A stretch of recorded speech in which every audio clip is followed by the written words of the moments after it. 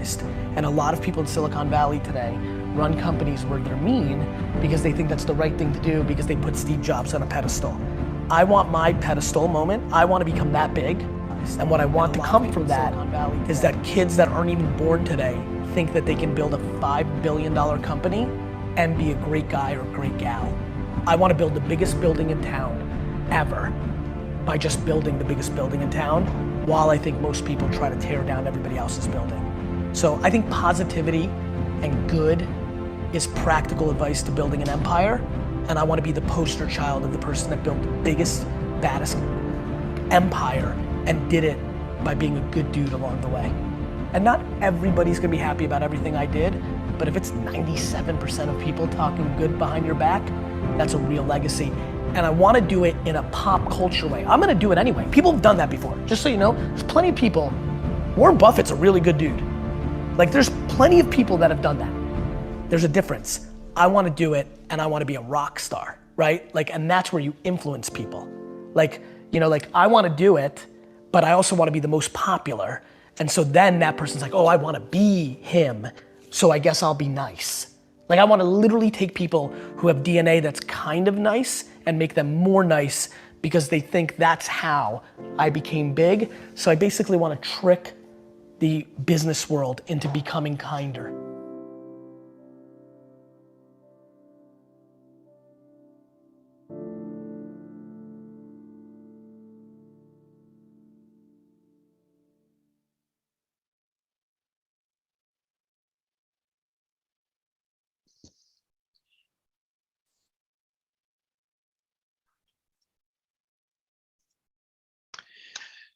All right, that was Gary Vee there. Hope you guys liked that video there. So we got some more people that hopped in here. Welcome Andy, Anita, Anthony. We got CC, Craig, Debmaster, Diana, welcome. Edom, Kevin, Koa, Lenny, Nizja, Sean, another Sean, Xavier, Zane. All right, let's put in the chat box area where you guys are from, where you guys are tuning in from. I know this this live analysis, believe there wasn't emails that were sent out. I think that was a problem on our end here. Not sure if you guys received an email or not. Nice. GA, Portland, Oregon, Brooklyn, New York, West Palm Beach, Florida, Chicago. Nice, nice. All right.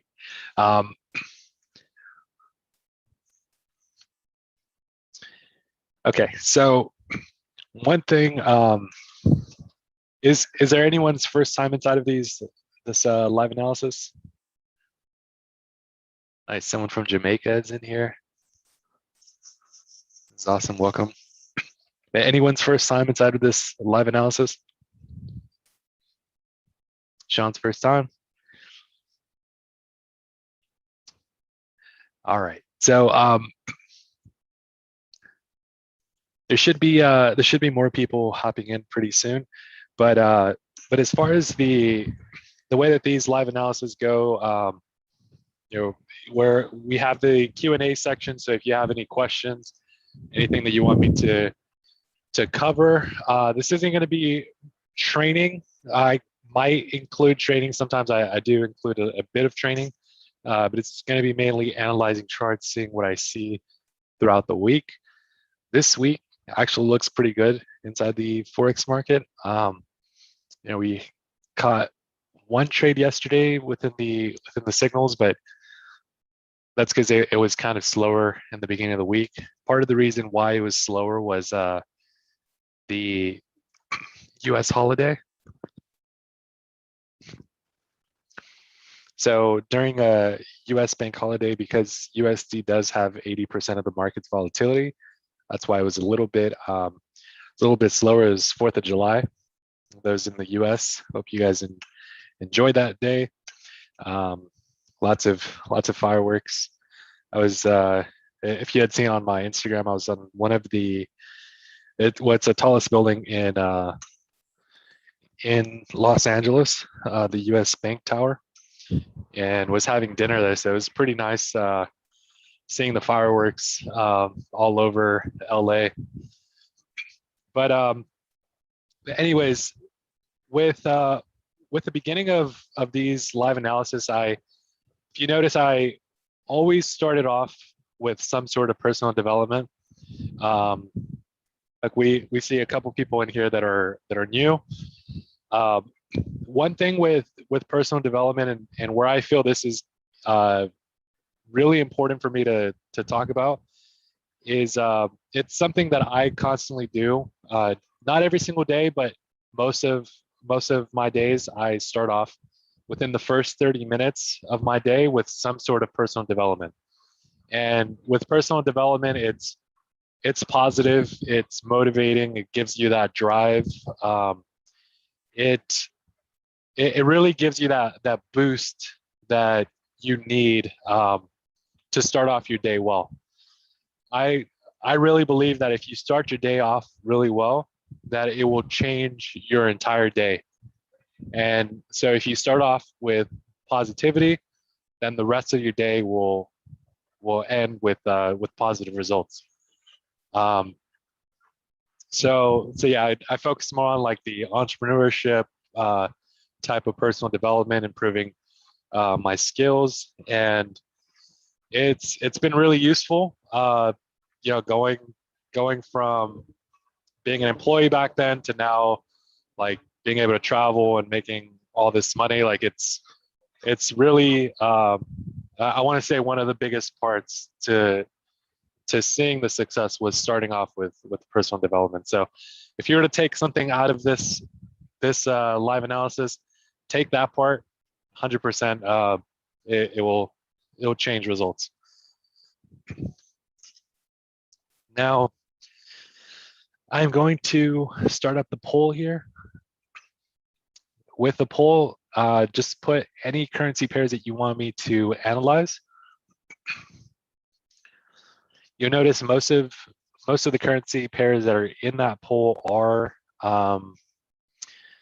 they are the majors of the currencies. So usually what the majors have USD in them. So like Euro USD, USD JPY, GBP USD, USD CHF.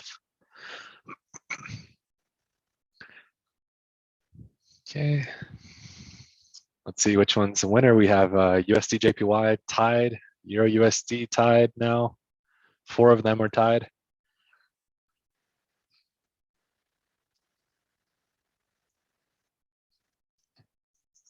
All right, gonna give this a couple more seconds here.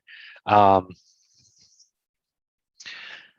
the way, within the signals, I know some of you guys in here are part of the signal service, and last week we had 100% win ratio, which was really good. This week I'm aiming for that too. Obviously, if we can hit every single week with 100%, that'd be great. Have a couple things that I'm working on now to help out. There's I know with signals being that they're called during like nighttime. Well, I guess it depends on which part of the world you're in. But I'm in the U.S. In California, so here like I trade at like midnight, or I'll be up early at like 5 in the morning trading the New York session. And it can be kind of difficult for some people to catch those. So I'm working on some way to make it easier for everyone to be able to catch the signals. Okay, so far I'm seeing GBP JPY GJ is the winner for the first currency pair. Actually, no, we have a tie, GJ and UJ. So we'll be analyzing that.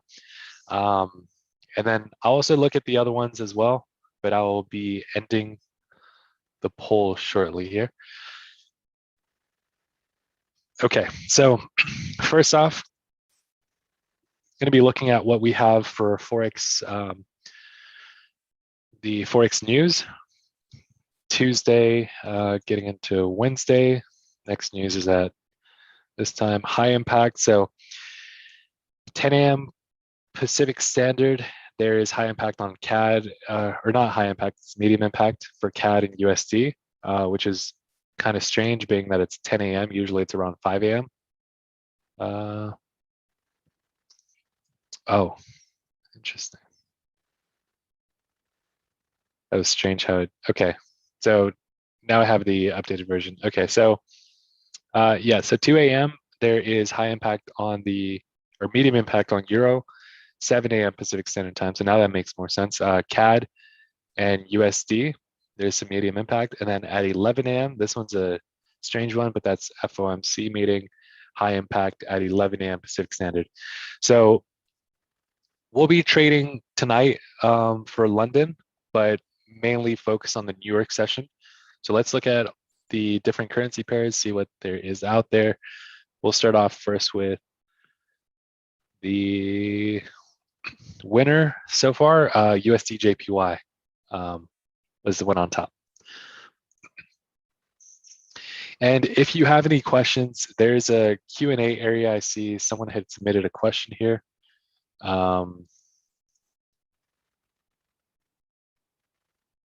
The question is if we offer EA.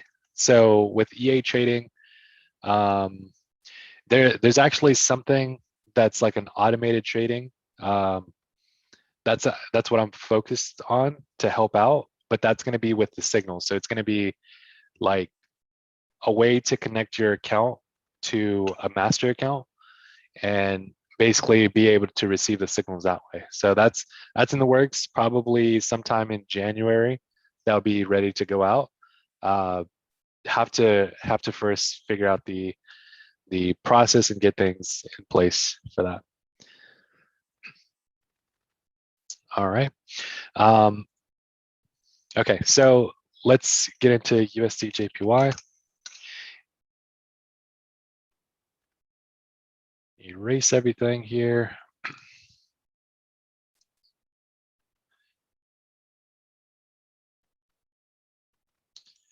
And okay.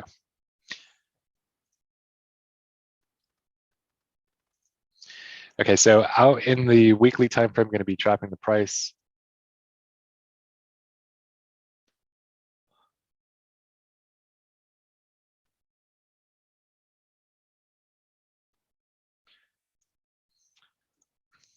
Price currently now at the previous high over here.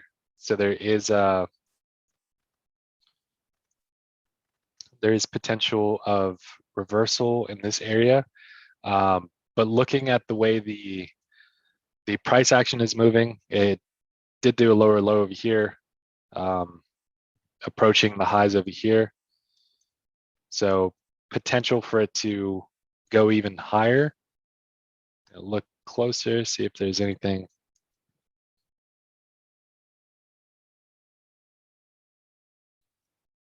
Okay. So it looks like it just keeps bouncing off the support. It's currently right now at a strong resistance area. Broke this previous high over here, but in that area where there's still potential for that reversal to happen. I do notice that there's divergence as well within this area.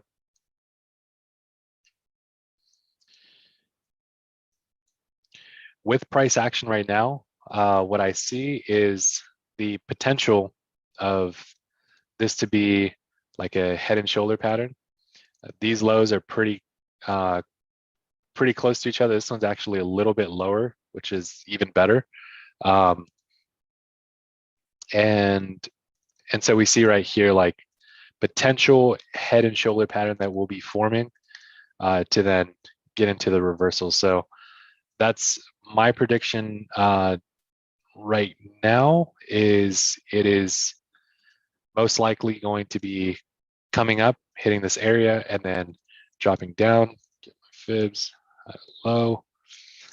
Yeah, so it's perfect, it would be hitting somewhere around that 50, 61.8 area and then dropping down. Still going to be looking at the other USD pairs, see if they're kind of showing the same thing. We're potentially like going up for a bit and then dropping down. Maybe during the London session, we'll be seeing the price shoot up and then potential reversal. But yeah, so being that today's Tuesday, I think price will be going up until about 11 a.m. and then that's when the price will skyrocket coming down. That's just based off of what I can see potentially happening. Because 11 a.m. is still some way to go. Like there's what 9 there's like 14 hours until 11 a.m. hits Pacific Standard. So within 14 hours, I could see that it can rally up into this area and then drop down. We're just gonna look and see if there's if that's gonna happen there. And it might even happen earlier, just looking at how the 200 is currently at right now. It's kind of in an area where it will like hit around that 38.2 and do an aggressive reversal coming down. So might be getting in earlier, potential pending sell stop down here. Obviously, if it does this pattern, these distance right here should be the distance that it would drop down to once it breaks through. So somewhere around 108 pips on the way down. Now we still have to confirm a bit for the price action to do its thing. But here's one thing, if you haven't noticed by now, usually my predictions do happen the way it is, just because I understand how things flow. If you can get down the flow of the market, you can really become a successful trader just by looking at price action. It's kind of simple, but in a way, it's not many people do the simple stuff. They try to overcomplicate it. But I'll actually post this link here inside of the chat area where you can go to that link and follow me within TradingView. And inside of this TradingView platform, it'll show you trades that I post, and it will show before and after. So like, this is before, what happens after, does it hit any of these profit targets that I aim for? So lots of good analysis that you can find here and also learn from them. AUD/JPY is actually one that's currently active right now for a sell, and I do have trades on that. And yeah, it was previously at like around 1,000 in profit. Now it's around 100 in profit.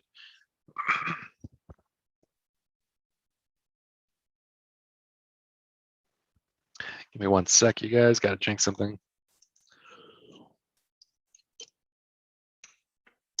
Okay.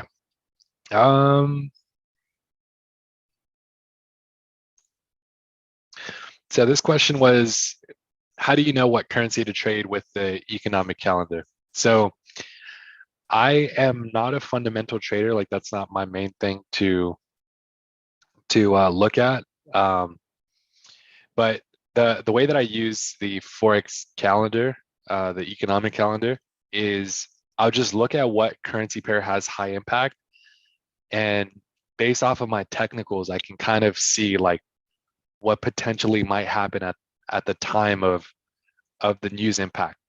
So like at 11 a.m., that's when the breakout will happen. And sometimes I get in early before the news because like I know which direction the market's expected to go.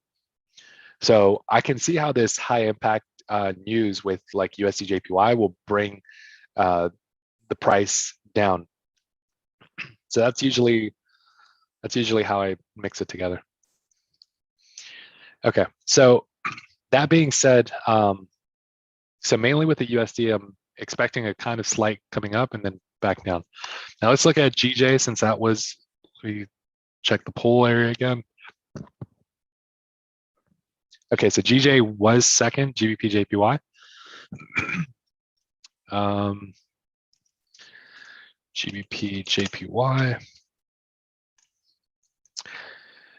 All right, so I guess I'll keep this analysis here just because I went a little extra, but currently right now, as you can see, I wrote on here double resistance. Looking at this resistance line here, how it's hitting resistance here, and then it also this area was support, resistance coming all the way across. So it's hitting double resistance right now, potentially reversing. Looking at the RSI, already pointed out that it's dropping down. Zooming in closer. So it's currently now on a uptrend, but I do have everything trapped and ready to go. And this is my prediction off of where I expect the potential price to go. I actually did this when it was over here, thinking that it was just going to drop straight down, but it did come up a bit, and so now I'm going to adjust my prediction a bit.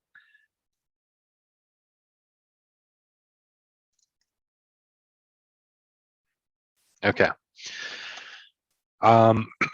So I could see this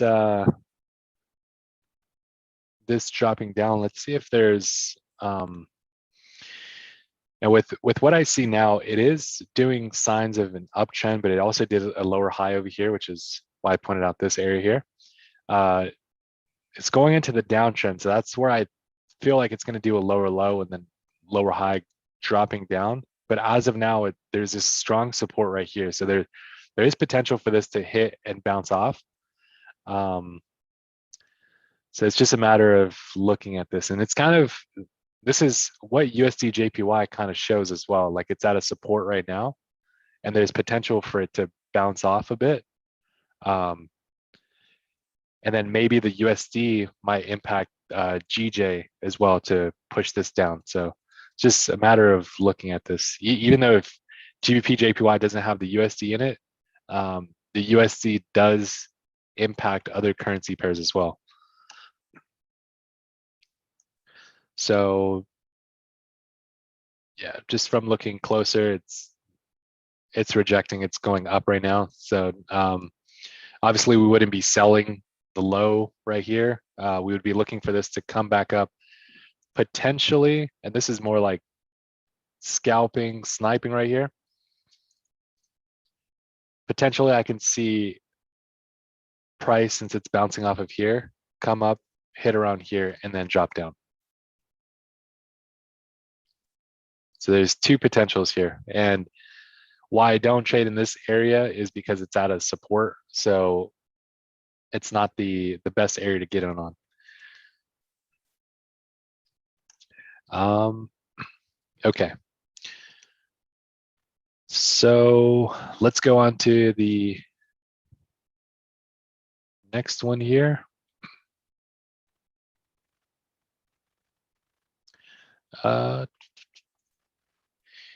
See, Euro USD, USD CAD, and yeah, we'll be looking at that. Euro USD and USD CAD.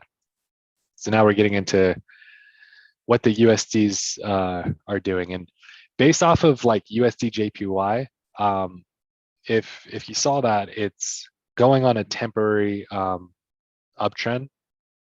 So like temporarily going up. So if I go to USD CAD, it should also be somewhat showing me the same thing, where USD is temporarily going up, but there's potential for it to drop down, like how I'm expecting USD JPY to drop down. So let's look at the USD CAD.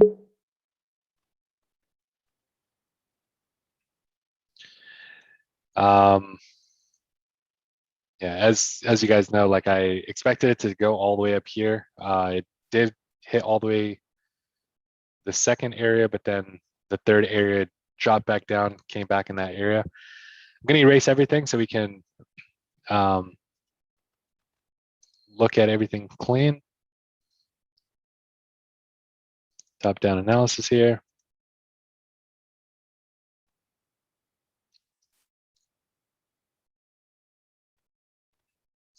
Okay. All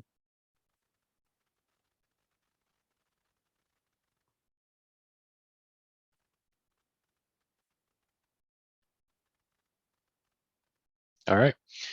Got my support and resistance. Looking to see if there's any major support area.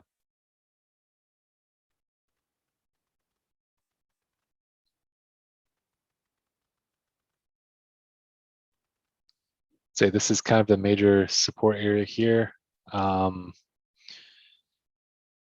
See resistance.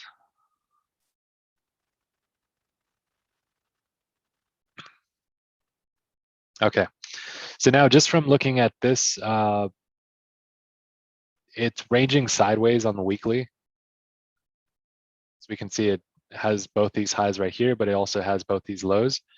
So by knowing this, should be buying on USD CAD.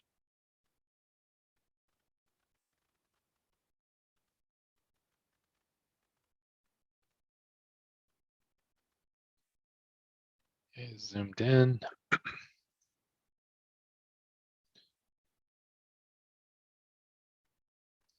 Go down to the 4-hour. All right. So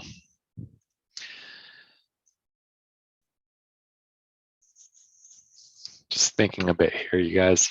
Sometimes I get a little quiet when I'm thinking of certain things. By the way, I see someone asking questions in the chat area. Make sure to put it inside the Q&A area.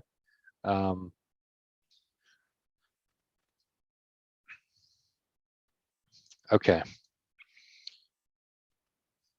So looking at price right now, just off the daily, it's showing, obviously it rejected off the support right here. Previous low over here. We do have higher low over here. If you see the certain patterns going on there.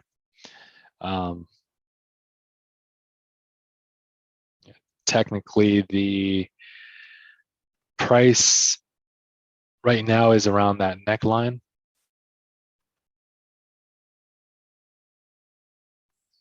And technically, we should be seeing price go up to this area. Now, this is long term. This is 4,771 micropips from what I see, or 477 pips. So that will be a long-term trade. So what I like doing for certain areas like this is more of looking at this area as my buy zone. I'll put the actual text. Maybe you want buy zone here.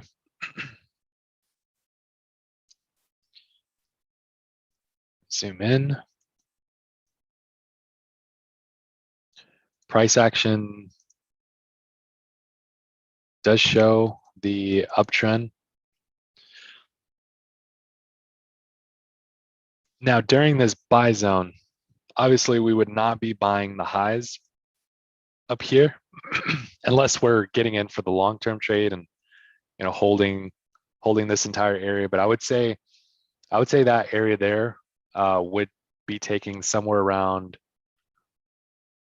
like a whole month or so to hit the target, just based off of what I've seen in the past. So that being said, going to be mainly looking for buys on USD CAD.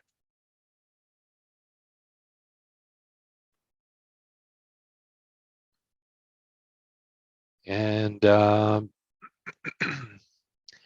now this is, I'm trying to see how USD JPY can also somewhat correlate a little bit with USD CAD.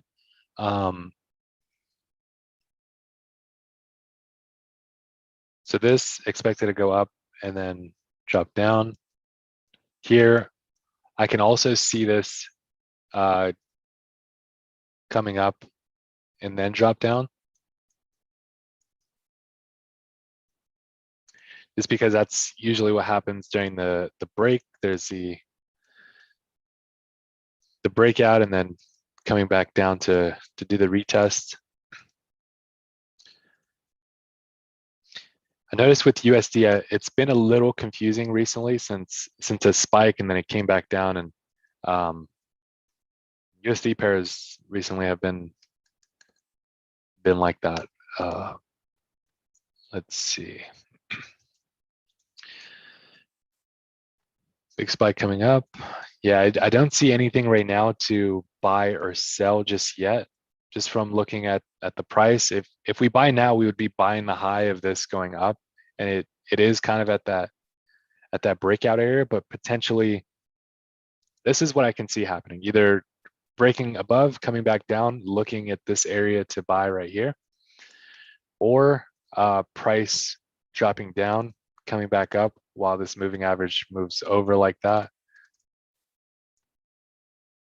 and then continuing to drop down. So there's two potentials right here, but as of now, this is not the best area to be buying or selling just yet. So I would be holding off on this, keeping my prediction analysis here and seeing what can happen. One thing with trading, so you guys can all realize, is you don't want to rush into the market and place a trade right away just because you're looking at the chart. You want to wait for the opportunity to present itself by doing future predictions and things like that. Like we'll get into the Euro JPY trade that I called yesterday for the sell.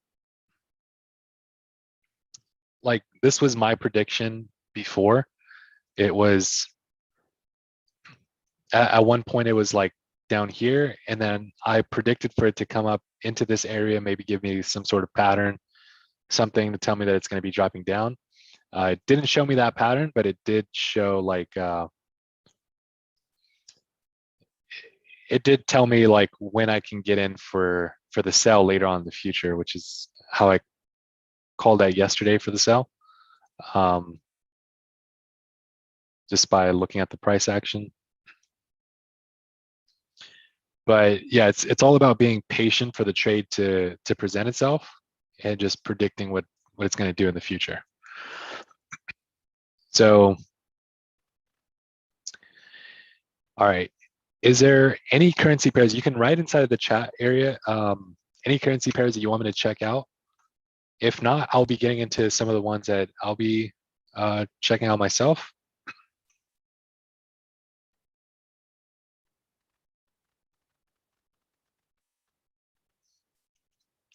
Someone mentioned about Euro CHF.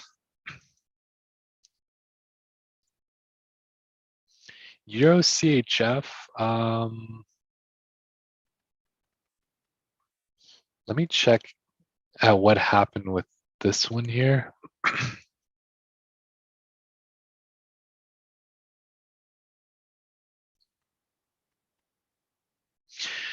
Oh, I believe Euro CHF,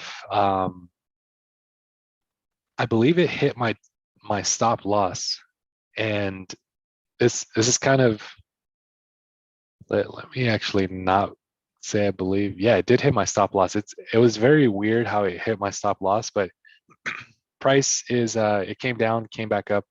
I guess the spread open at like that's usually what happens sometimes, where the spread will open during the beginning of the new calendar day, and it ended up taking out my loss. So I would say still looking at this one for a sell.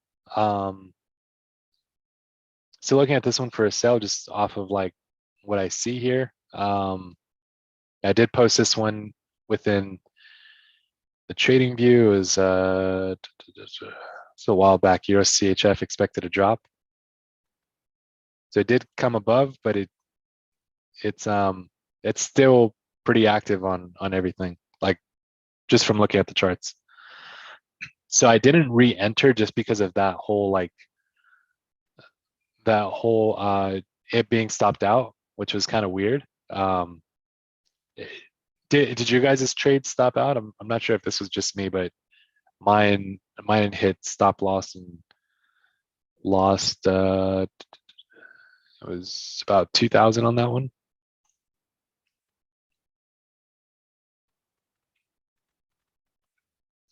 But yeah, I would. Let me look at this a little bit more.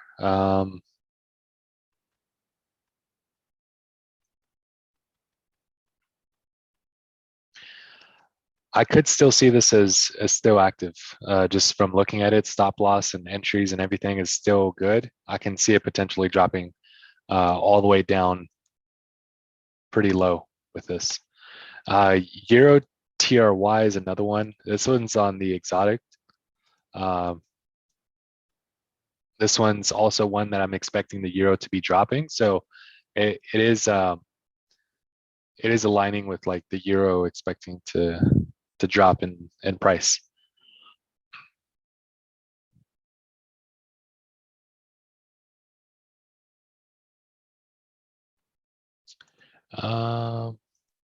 EDJPY is another one currently active on. GPNZD, this one already hit its profit. Let me actually remove this.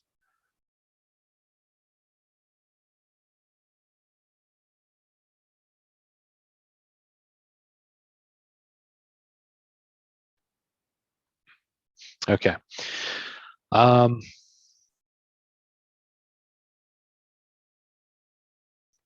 right. EU, I'm still in it. Euro USD. I'm not sure if I don't think that was a signal that I called, was it?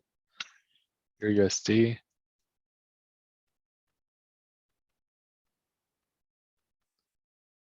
I think that was. I think you're referring to an earlier one that I placed for a sell. It already hit its take profit.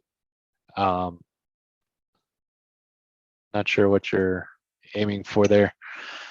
GBP AUD, AUD CAD. Let's check out the AUDs. Okay, so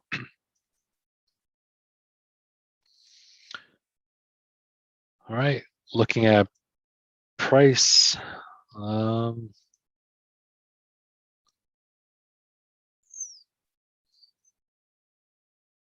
Just going to point out what's relevant here.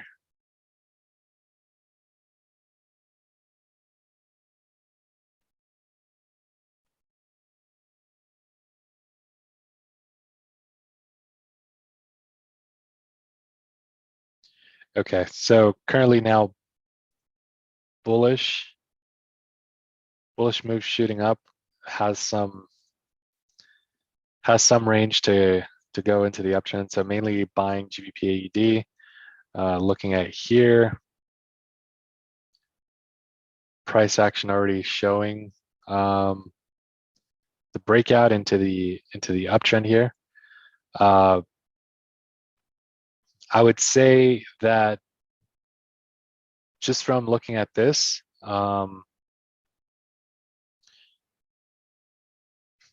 it is showing signs of potential reversal. It's kind of doing like a head and shoulder type pattern right there. Then it hit off neckline again and then came up. Gonna trap this a bit more.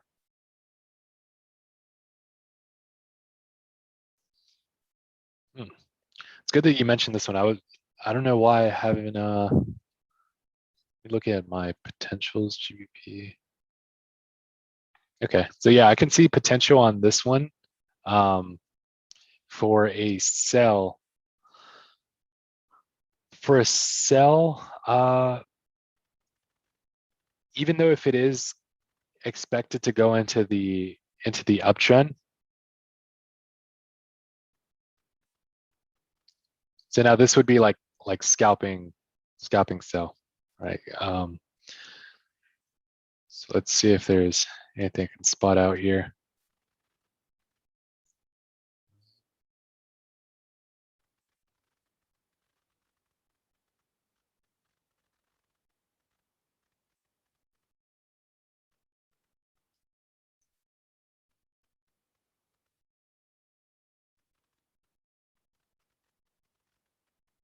Hmm.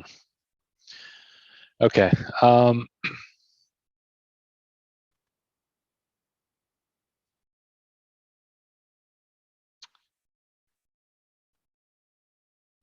Just try one other thing to see if there's the potential here, because I can already tell it's at the 88.6, 78.6 area. Yeah, 78.6 currently right now on the fibs. I would say the only way for this one to be the sell would be dropping below here, even though if it did go up to that area, dropping below here, stop loss somewhere around there, take profit, being a bit safer around the 23.6. I usually see this this type of thing hit most of the times with GBP trades. Let's see, 5.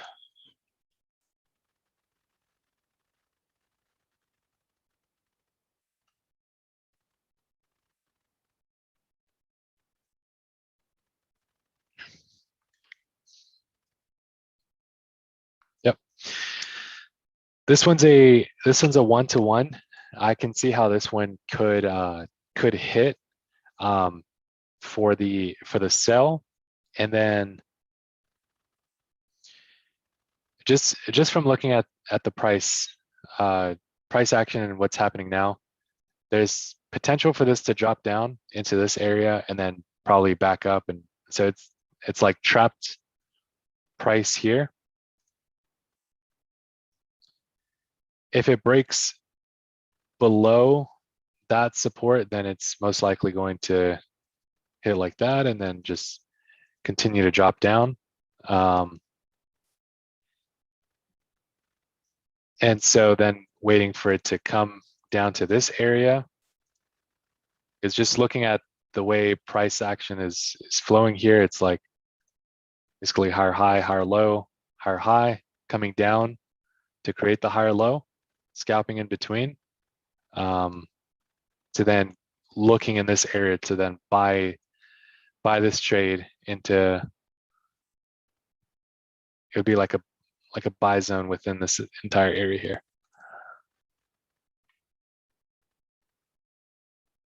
So yeah, that's how I would be looking at that. This would be the buy zone here. It's technically in the buy zone now, but there can be potential for the sell. So yeah, I don't want to wait all the way until over here. I know I mentioned about waiting for the market to come to you, but this one, just from looking at the price action, can give me a good trade to hit the profit there. And if it doesn't, like it just won't hit. I'm not over leveraging on these trades anyways. So like this one, this type of trade, I might lose 2,000 to make 2,000. So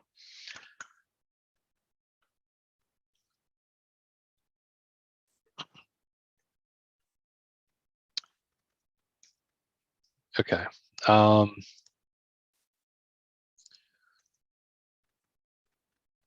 right. Let's look at the other one. There was GBP AUD, and then someone had mentioned about AUD CAD.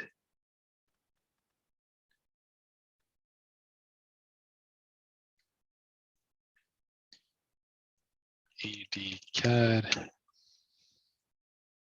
Looks like I already have a prediction here with AUD CAD. See if it kind of aligns. So I'm expecting this GBP AUD to drop, and I'm expecting AUD CAD to go up. So it does align with the AUD, because AUD is in the front of this currency. So I'm expecting this to go up, GBP AUD to drop down. I'll just show here how it's at a major support right now. It's within this area here of the support. Overall, looking at price action on this time frame, I could see the potential of this to come up into about this area and then drop down, kind of doing like a head and shoulder pattern there. So I'll keep that potential prediction there. And so right now it's at that support area, looking at price to come up. Zoom in closer. I already have the price trapped here on the resistance. That rejection happened earlier than where I predicted.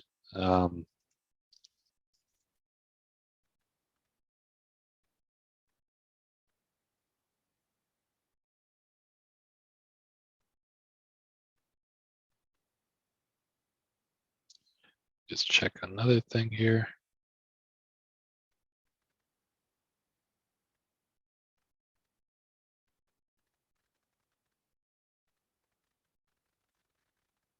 $300.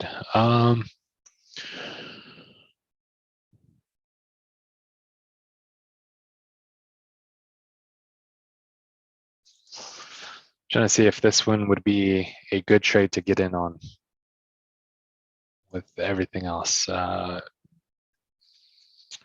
Set the support.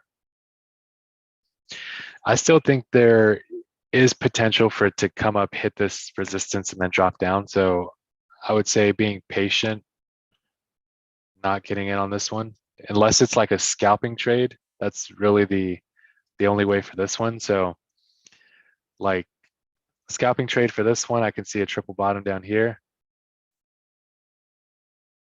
Entry now.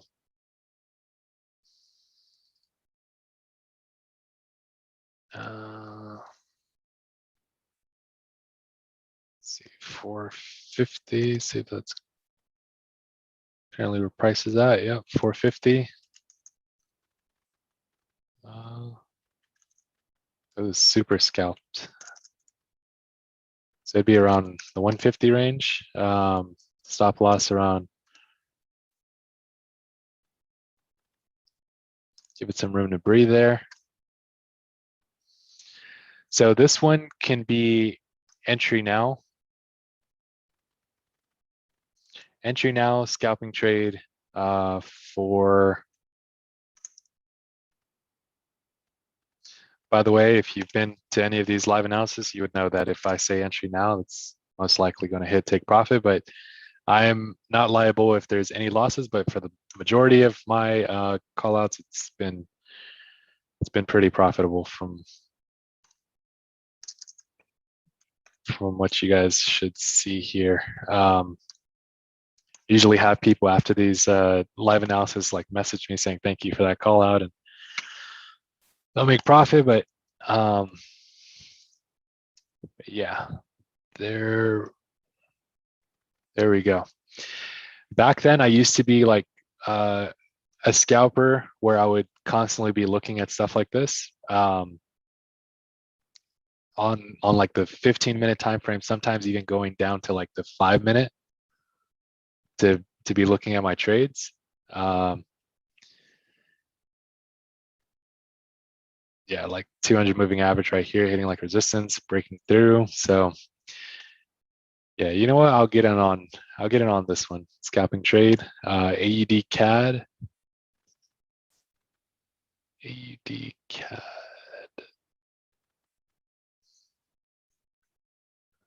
Do some quick calculations.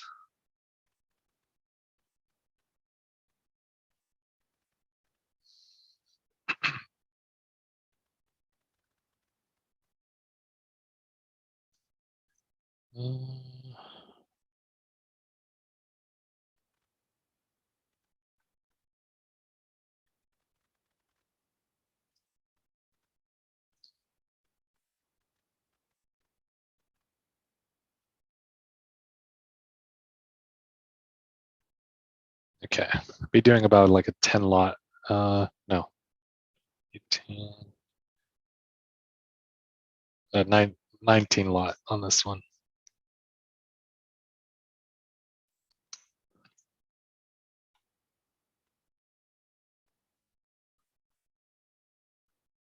And activating my trade. No.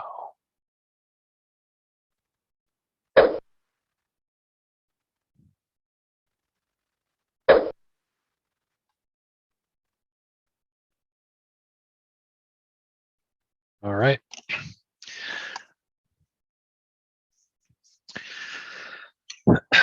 Okay.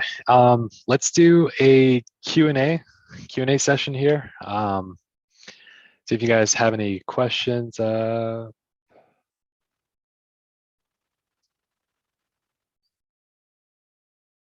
this trade's running. Usually for scalping trades, you'll notice that they will probably hit its take profit within I guess it depends on the momentum. Looking at this, we should probably be expecting for it to hit in about maybe an hour or so for the take profit. I'll also post this one within the signals scalping trade. You guys just got the signal now. Buy EDCAD. Entry 0.093450. 0.93600. 0.93300. Take profit 2, 0.93700.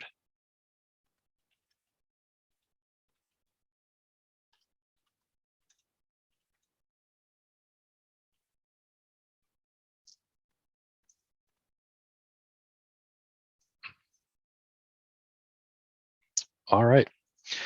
So there we go. Entry at the 450 range. Samir mentioned just an appreciation. Love how confident you are with trades. I'm always skeptical while executing. Much respect. Thank you, Samir. Appreciate the feedback there, and glad to have you in here. One thing I would say with boosting the confidence with your trades is experience. It's knowing that your strategy works and knowing that it's consistent. Also, since there's emotions that usually come into trades, it's kind of like a learning process where you get better and better when it comes to emotions, and like by using proper risk management, it will you won't feel bad if you lost a trade. So like if you're risking, let's say 1% of your account, let's say 1% of $100, like that's $1. Like $1 out of 100, that's not much, and you wouldn't really feel anything off of a loss. Obviously, if you're losing a bunch of trades, like yeah, you'd feel something. But where people mess up is they'll over leverage and they'll use a higher lot size than they should be, and it'll probably cause them to lose a lot. And then when they lose, then their confidence goes down and they probably don't want to trade ever again, because they're just not doing it right. And I wish everyone can really understand that part, because that will be what will take like your game to the next level. So for example, like right now, entry was at 450, now it's at 439. Like some people might be like shoot, I'm losing some money, and then they're going to feel all this emotions. Like I would say first off there, get out of that mentality.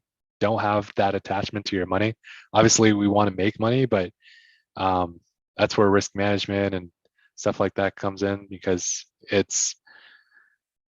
if you're using the proper risk management, you shouldn't really feel that much. And for me, like I think on this trade, I just messed up my rule here. I entered a instant trade without stop loss just yet. One sec. Modify.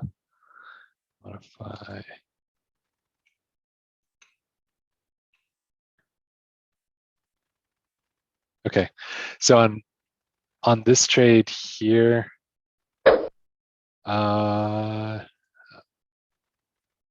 I would be losing about 2,000 if I was to lose a trade.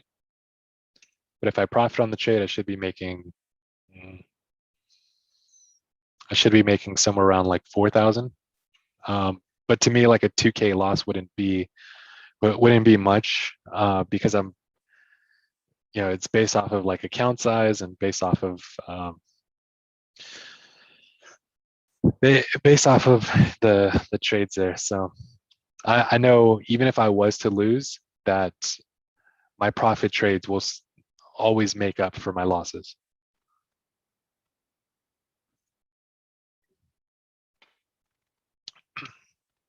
Okay.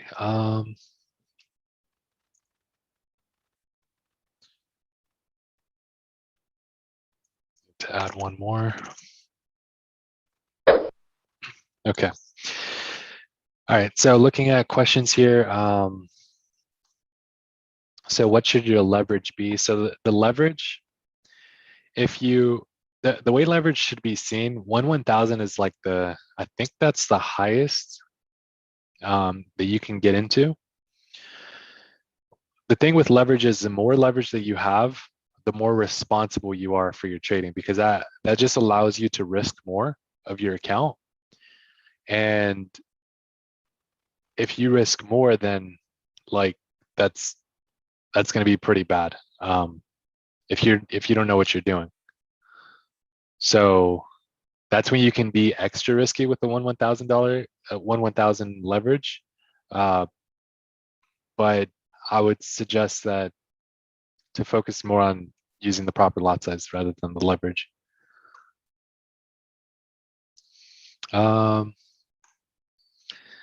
Sean asked, do you have training videos on how to place buy and sell orders? So I do have training videos, but buy and sell orders, if you're referring to sell stop and buy stops, I believe I don't have a video of that just yet. There was a video that I'm going to be, or there is a video that I'm going to be creating, which is it's going to be how to place these type of trades, where you have like take profit 1 and take profit 2, because there's different methods that you can use. So like how I do it myself, I can actually go over a little bit with you guys here. I'll place, if I have take profit 2, I'll place 2 trades. I separate my risk based off of the trades. So like if I'm risking 2% total, then 1% on one trade, 1% on another trade. So the lot size would be different. If I'm doing 4%, it's 2% on this one, 2% on the other. First trade aiming for take profit 1, the take profit would be set. The second trade would be set for take profit 2. But then also like there's how to do it. So sometimes people would do one trade aiming for take profit 2 and decide to close out early when it hits take profit 1, but that's more like emotional. So I've found that to take out the emotions, you want to have like 2 separate trades, and then usually by the time it hits the first one, you would be awake to then place like a trailing stop. Still trying to see which one would be best for most people, because I know it varies based off of time, and I'm trying to get that training portion fully ready to explain. So yeah, you just the trailing stop, you have to go onto the MetaTrader 4 platform in order to do that. And I believe it only allows you to do it on computer. So that's something I haven't tried just yet, if it allows you to do it on the phone for trailing stops.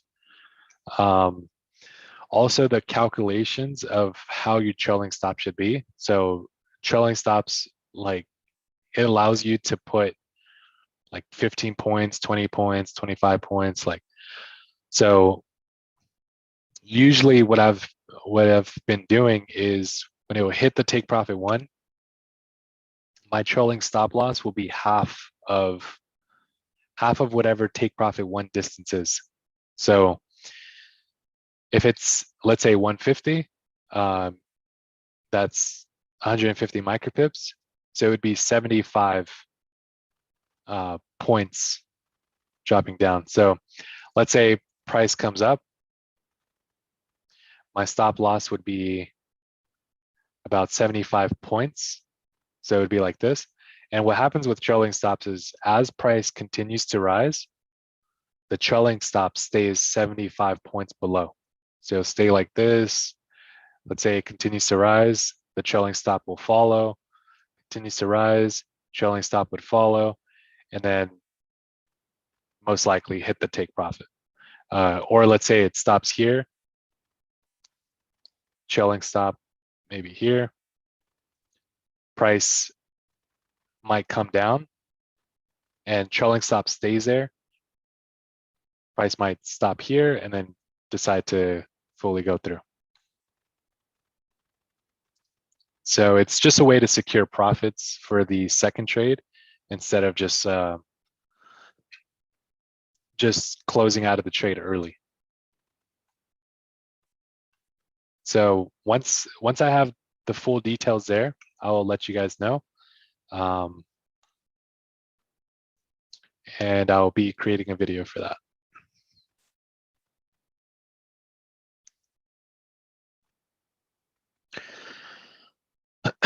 Okay, so now it is 10 p.m. Pacific Standard Time.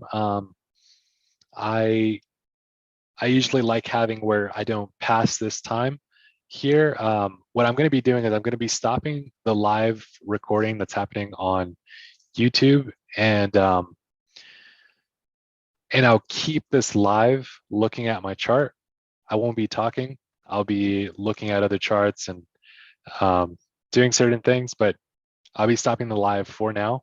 You guys can stay in here or you can leave whenever you want. But I won't be talking. I'll just be looking at charts so you can kind of get an idea of what I'm doing.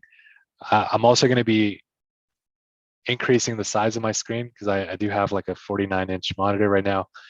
Right now, currently using half of it, so it's going to be looking like way bigger.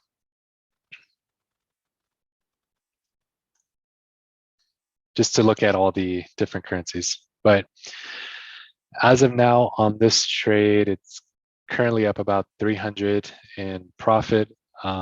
This is, by the way, one of the reasons why I can no longer go back to working at like a 9 to 5, let's say, is because to make like $300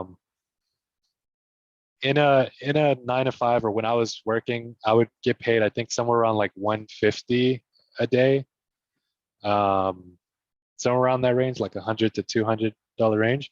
But that would be a full day, and sometimes I would be working from like 7 a.m. to 7 p.m. This was like about 5 years ago, 6 years ago.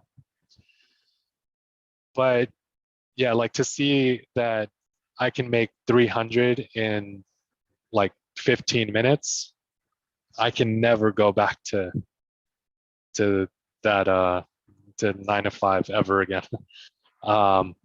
And then also, like, most likely when this trade hits, I'll be making around the $3,000 to $4,000 range off of this trade, which is what I would be making in a full month at a full-time job, like from 7 a.m. to 7 p.m. So it's just, that's how the switch will never let you go back again. Hope that's some motivation if any of you guys are in 9 to 5. I'm not saying 9 to 5 is horrible. It's good to fund your account as an active income, and then you use trading as passive income. But it's not. Once you start making more from trading, then you can decide to quit. I know there's some people, maybe even in here, that have quit. that are full-time trading, and some people that are just getting started. There's different types of level within the community. So anyways, going to stop the talking now, stop the live, and hope you guys enjoyed this session, and be looking for some more trades for the London session. Appreciate you all. Have a good night. And you can leave if you want. You can stay if you want as well. I'll be keeping my chart on here. Okay, talk to you guys soon.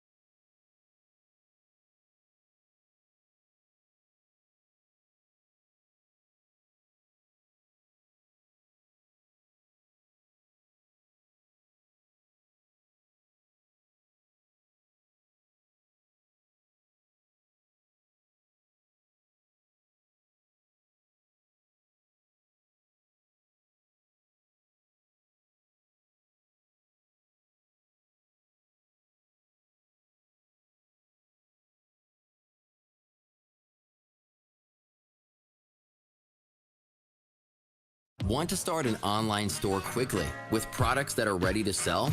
Head over to wix.com/dropshipping and launch your store with the industry-leading e-commerce capabilities.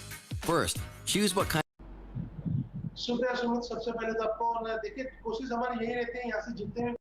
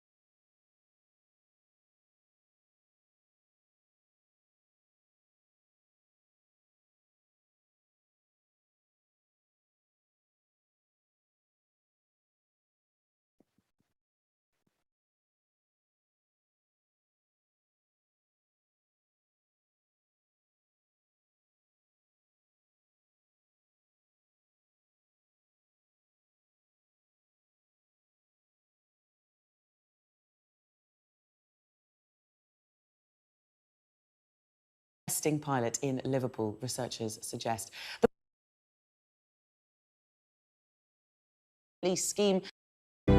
police scheme cut the number of COVID cases by over a fifth compared to other areas. A widespread myth that the COVID-19 vaccine can damage women's reproductive systems has become a focal point in the war on vaccine misinformation. An ONS survey showed that 1 in 3 women who refuse the jab do so because of concerns over its effect on their fertility. But medical experts have reassured the public that there is no cause for concern. Our correspondent Kate McCann reports. While science has moved fast in the pandemic, so has misinformation, and the vaccine has often been the target. Experts warn fears about fertility are causing women to refuse the jab. News that over 13,000 have reported changes to their periods since being vaccinated have fueled those concerns. For these vaccines, we have quite a lot of evidence that they don't reduce your chances of getting pregnant. So in the clinical trials, people were asked not to become pregnant, but nonetheless, 65 people became pregnant by accident. And they became pregnant equally in the vaccinated and the unvaccinated group, which tells us that the vaccine isn't reducing people's chances of getting pregnant. What would you say to a woman, you know, maybe thinking about having a family, wants to get pregnant, hasn't had the vaccine yet, and is really worried about hearing these reports about people's periods changing, worried about fertility? What would you say to her today? We know that sex hormones affect the immune system and the immune system affects sex hormones. And actually one quite good example of this is that we have some evidence that the flu vaccine, given at a certain time in your cycle, can slightly dampen the amount of progesterone you have. And it's the balance between estrogen and progesterone that builds up and breaks down the lining of your uterus. So if these get slightly out of whack, then we might expect to get a heavier period or a later period. When you look at some of these Facebook groups, it gets really dark really quickly. In fact, not getting the vaccine when pregnant or trying for a baby could, doctors warn, do more harm. So there's no evidence that the vaccine affects long-term fertility. Could the vaccine, if the vaccine makes periods irregular for a month or two, could it make it a bit more difficult to fall pregnant in that month or two? Well, theoretically possible. Maybe you wouldn't ovulate, release an egg in that month. But is that a reason not to have the vaccine? I don't think so, because bear in mind that if you're pregnant and you get COVID infection, it tends to be a bit worse on average for both mother and baby.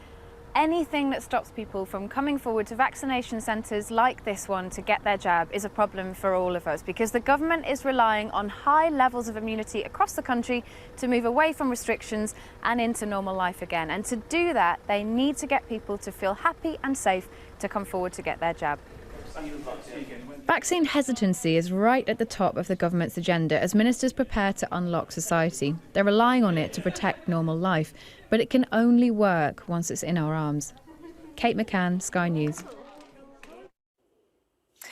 A high-profile Dutch crime journalist is in a serious condition in hospital after being shot in Amsterdam. The Dutch Prime Minister, Mark Rutte, has described the shooting of the reporter Pieter R. de Vries as incomprehensible and an attack on the free press. Well, our reporter Aisha Zahid is in the newsroom for us with more. Aisha, do we have any more sense of who might have been behind this attack?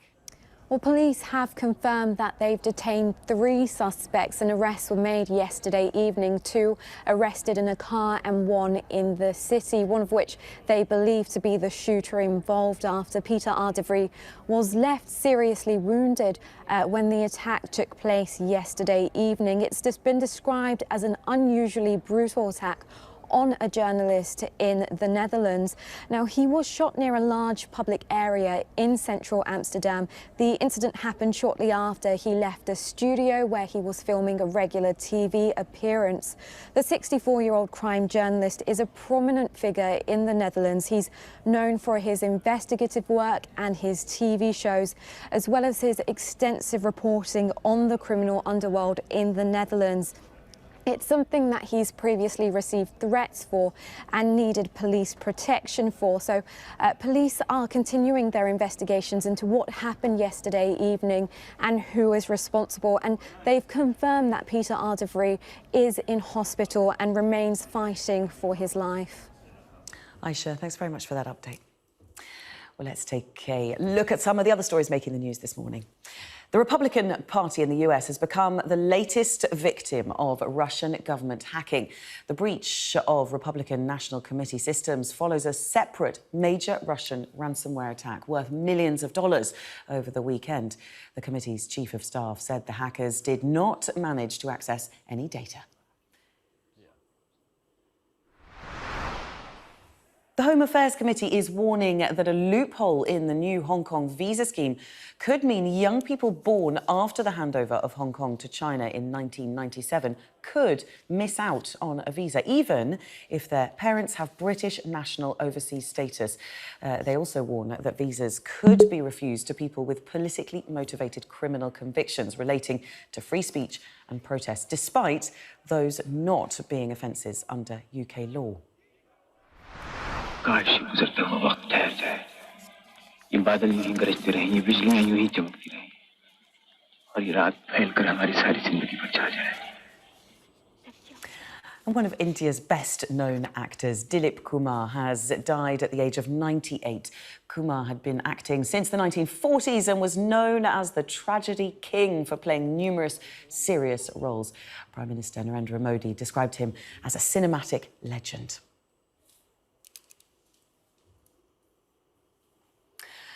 Labour is calling on UK ministers and the royal family to boycott the Beijing 2022 Winter Olympics over the treatment of Uyghur Muslims.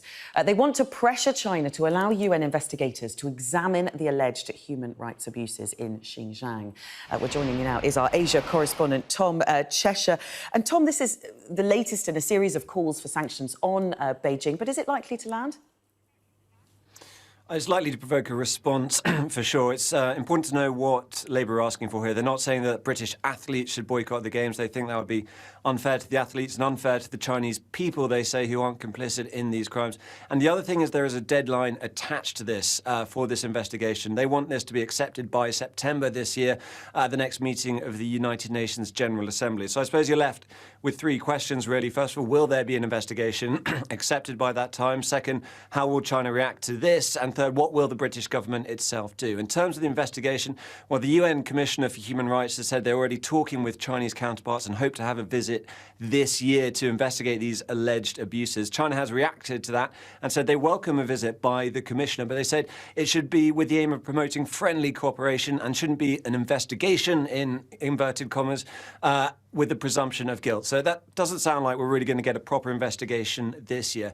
In terms of the reaction to what Labour are proposing, we've seen some reaction previously to the United States proposing very similar things. Nancy Pelosi, the Speaker of the House, she's tabled a motion suggesting exactly the same thing, banning US officials from attending the Olympics. As a result, she was called despicable by the Chinese Foreign Ministry. I expect you'd see the same today, even though it's not the British government.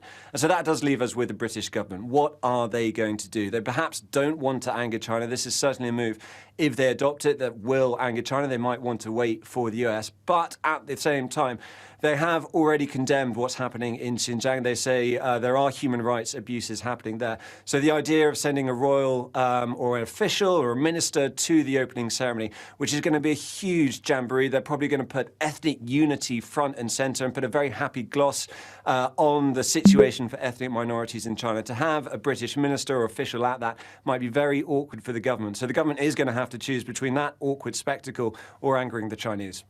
All right, thank you very much. Tom Cheshire there in Beijing. Well, let's take a look at some other stories making the news. There's a warning that the pandemic could lead to a time bomb for people with diabetes. Almost 2.5 million people with the condition in England haven't had their vital checkups as a result of the pandemic. The charity Diabetes UK is concerned it could lead to serious complications such as sight loss and heart disease and missed diagnoses. MPs say the Department for Transport has failed to appreciate the scale of the challenge ahead for England's rail network. A report by the Public Accounts Committee suggested ministers must take tough choices about the future of rail due to the impact of the pandemic and the government's commitment to net zero for carbon emissions by 2030. Pensioners falling victim to scams are losing more than £50,000 on average, more than double reported last year, according to a new report. The Financial Conduct Authority said pension holders could be 9 times more likely to accept advice from someone online than they would be from a stranger that they'd met in person. And a species of British trout are at risk of addiction to methamphetamine, according to a new study. Researchers found that the brown trout, which is common in the UK, became addicted and suffered withdrawal symptoms after 2 months of exposure to the drug, which contaminates freshwater systems through water treatment plants. It's just time to tell you about what's on the Sky News Daily Podcast today with Dermot Murnaghan. We'll be looking at the life and legacy of Zambia's founding father, Kenneth Kaunda, and his contribution to African nationalism.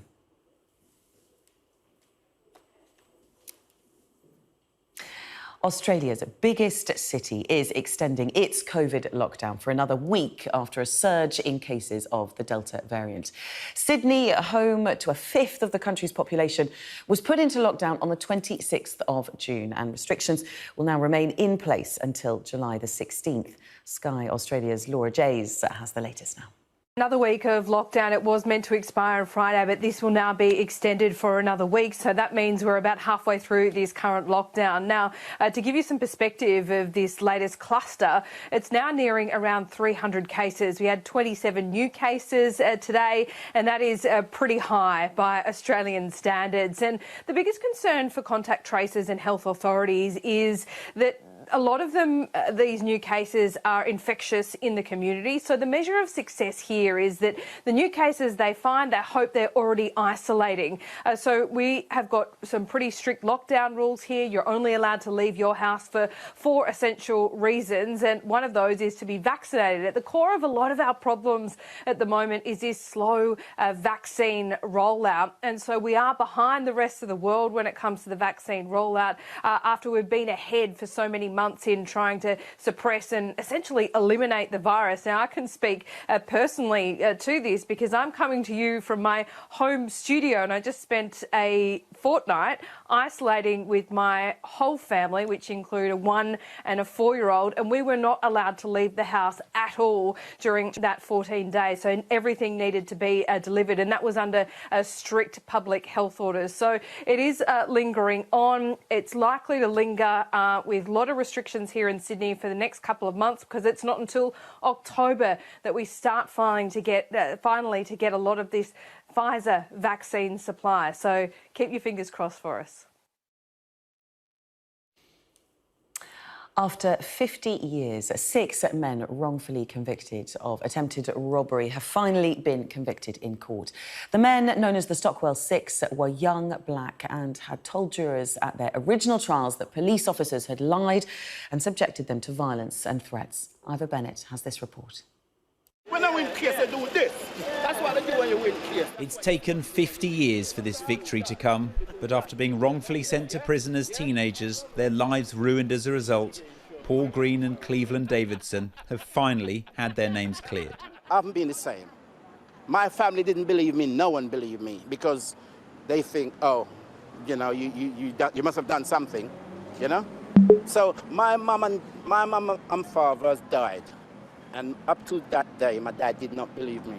It was Detective Sergeant Derek Ridgewell who was believed, a corrupt officer who accused the men of trying to rob him on the London Underground in 1972. They'd been on a night out with their friend Courtney Harriott, who's also been cleared, and 3 others. They became known as the Stockwell Six. After a trial at the Old Bailey, 1 was acquitted, 5 convicted. Cleveland Davidson was sentenced to 6 months in prison, while Paul Green, 17 at the time, was sent to Borstal Young Offenders Centre, something he only told his children about this year. I was sad that he didn't feel like he could share that with us, you know? It must have been so hard carrying that. It was. Yeah. It was very hard. Yeah, it's all right, Dad. It's all right. But it's gone now. It's gone, yeah, it's gone. It's all right. And now I can hold my head up high. In quashing these convictions, the Lord Chief Justice Lord Burnett said there was now an accumulating body of evidence that pointed to the unreliability of evidence given by DS Ridgewell and others in this specialist group. It means there could be dozens of other people who have also been wrongfully convicted. 3 of Ridgewell's cases have now seen convictions overturned. The Oval 4 is another. The corrupt officer was eventually sent to prison himself, where he died in 1982. Woodrow threw a hand grenade into my life and blew it up, smashed it to pieces. Winston True spent decades fighting to clear their names before it finally happened in 2019.